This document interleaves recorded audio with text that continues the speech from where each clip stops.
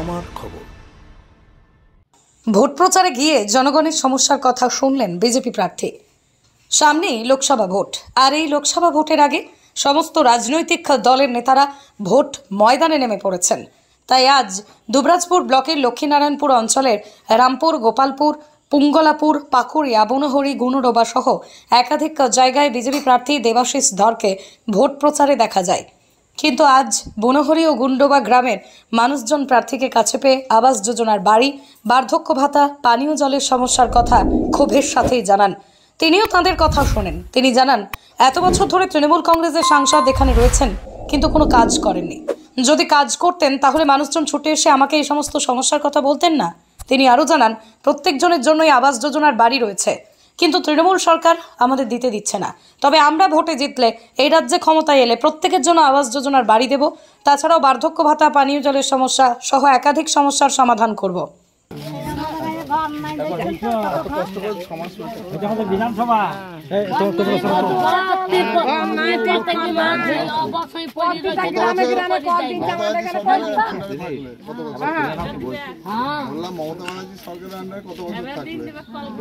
কত বছর হলো? 13 বছর।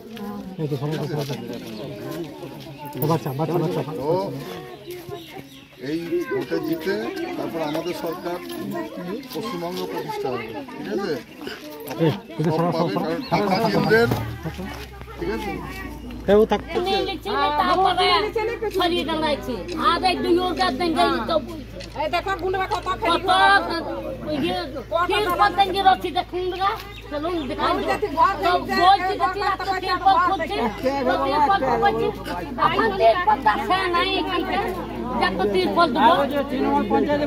আজকে অনেকে দেখলাম রাস্তায় ক্ষোভ বিক্ষোভ রয়েছে, মানুষজন আপনাকে বললো অনেক কিছু।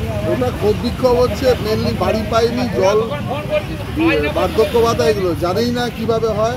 বেচারারা অনেক কষ্ট করে, মানে কেন্দ্রীয় সরকার এত টাকা মানে তার জন্য অ্যালট করা আছে, তারপরে অপদার্থ চোর রাজ্য সরকার মানে মানুষকে সেটাও দিতে পারেনি, মানে টাকা হাতে দিয়ে দেওয়ার পরেও তার কাজ করতে পারেনি। এর থেকে লজ্জাজনক কিছু হতে পারে না। আর মানুষগুলোর কষ্ট দেখলে আমার মনে হয় 1% যদি কারো তার বিবেক থাকে, পদত্যাগ করে চলে যাওয়া উচিত সম্মানের সাথে। মানে ওনারা যে ক্ষোভ দেখাচ্ছে সেটা কি যথাযথ? তো যথাযথ না। মানুষকে যদি তাকে সব কিছু থাকা সত্ত্বেও কেন্দ্রীয় সরকার সব অ্যালট করে রেখেছে, শুধু রাজ্য সরকারের মানে এই মানে কি বলবো অপদার্থতার জন্য তারা এইটা ইমপ্লিমেন্ট করতে পারেনি। এবং এটা তো দল মত নির্বিশেষে সকল বেনিফিশিয়ারিদের জন্য দেওয়া উচিত, যারা যা ক্রাইটেরিয়া মেনে সেগুলো দেওয়া উচিত, না করে শুধু যে তৃণমূল দল করে আর তাকে টাইট দেওয়ার জন্য শুধু এই ব্যবস্থা চালু করা হয়েছে। এর থেকে আর খারাপ কী হতে পারে? অন্যদিকে বীরভূম লোকসভা কেন্দ্রের তৃণমূল প্রার্থী শতাব্দী রায় জানান, আবাস যোজনার বাড়ি তো ওর দেওয়ার কথা, ওর যে মাথা তারা কেন দেননি সেটা তাঁরই উত্তর দেওয়ার কথা, বাকিগুলো আমি উত্তর দেব। আর কোথায় কি কাজ হয়নি সেটা আমি গিয়ে দেখব। আর সব জায়গায় তো সব কাজ করা সম্ভব হয়নি, তবে আগামী দিনে হয়ে যাবে।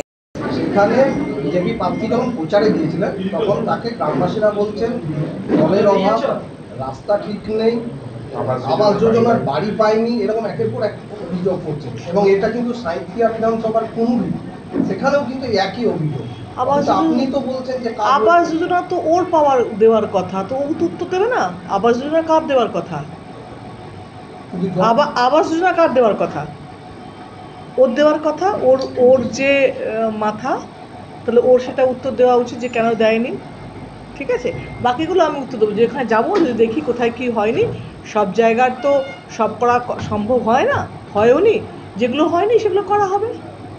10টা ওখানে বলা হচ্ছে যে আবাস যোজনা যারা নেতাদের কাছে বা নেতার অনুগামী তাদেরকে তারা পেয়ে যাচ্ছে, কিন্তু অন্য মানুষ লক্ষ লক্ষ লোক আবাস যোজনা পেয়েছে, লক্ষ লক্ষ লোক ওদের অনুগামী হয়েছে, লক্ষ লক্ষ লোক নেতাদের অনুগামী হয়েছে। তাহলে তো আমাদের অনুগামী প্রচুর।